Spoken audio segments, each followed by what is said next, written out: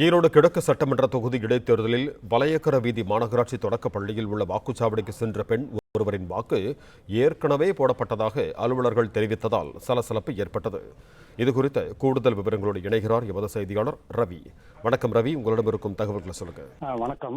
ஈரோடு கிழக்கு சட்டமன்ற இடைத்தேர்தல் வாக்குப்பதிவு நடைபெற்று வரும் நிலையில் வலைக்கார வீதி மாநகராட்சி தொடக்கப்பள்ளியில் பரிதா பேகம் என்பவரின் வாக்கினை ஏற்கனவே செலுத்தியதாக வாக்குச்சாவடி அலுவலர்கள் தெரிவித்ததால் பரபரப்பு ஏற்பட்டுள்ளது. ஈரோடு கிழக்கு சட்டமன்ற தொகுதி இடைத்தேர்தல் வாக்குப்பதிவானது காலை 7 மணி முதல் தொடங்கி விறுவிறுப்பாக நடைபெற்று வருகிறது.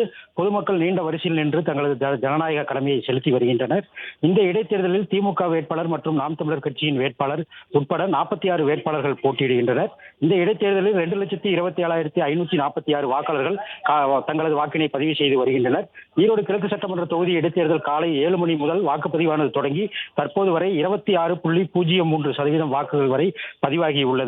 இந்த நிலையில் ஈரோடு மாநகராட்சிக்கு உட்பட்ட வலைக்கார வீதியில் அமைந்துள்ள அரசு தொடக்கப் பள்ளியில் உள்ள 7 வாக்கு மையங்களில் இருக்கக்கூடிய வாக்குச்சாவடியில் இதில் மொத்தம் 7,287 வாக்காளர்கள் உள்ள நிலையில் பரிதா பேகம் என்பவரின் வாக்கு 168ஆம் எண் வாக்குச்சாவடியில் உள்ள போது அவர் தனது வாக்காளர் அடையாள அட்டையை காண்பித்து வாக்கு செலுத்த வந்துள்ளார். அப்போது இந்த வாக்கு ஏற்கனவே பதிவு செய்யப்பட்டதாக வாக்குச்சாவடி அலுவலர்கள் தெரிவித்தனர். இதனைத் தொடர்ந்து வாக்குச்சாவடி அலுவலர்களிடம் முறையிட்ட போது தற்போது கூட்டம் நெரிசல் அதிகமாக இருப்பதன் காரணமாக சிறிது நேரம் கழித்து வந்து பார்க்கும்படி கூறியதால் பரபரப்பு ஏற்பட்டது.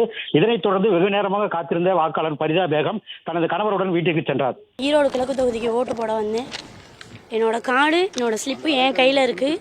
நான் உள்ளே போய் ஓட்டு போடலான்னு போனேன். உங்களுக்கு ஓட்டு போட்டாச்சு, நீங்கள் போகலான்னு சொல்லிட்டாங்க. எனக்கு பதிலாக வேறு யாரோ ஓட்டு உள்ளே போட்டாங்க. இது சம்மந்தமாக புகார் கொடுக்கணும். கண்டிப்பாக நான் கம்ப்ளைண்ட் பண்ணுவேன். எங்கே கம்ப்ளைண்ட் பண்ணணுமோ எனக்கு கம்ப்ளைண்ட் பண்ணுவேன்.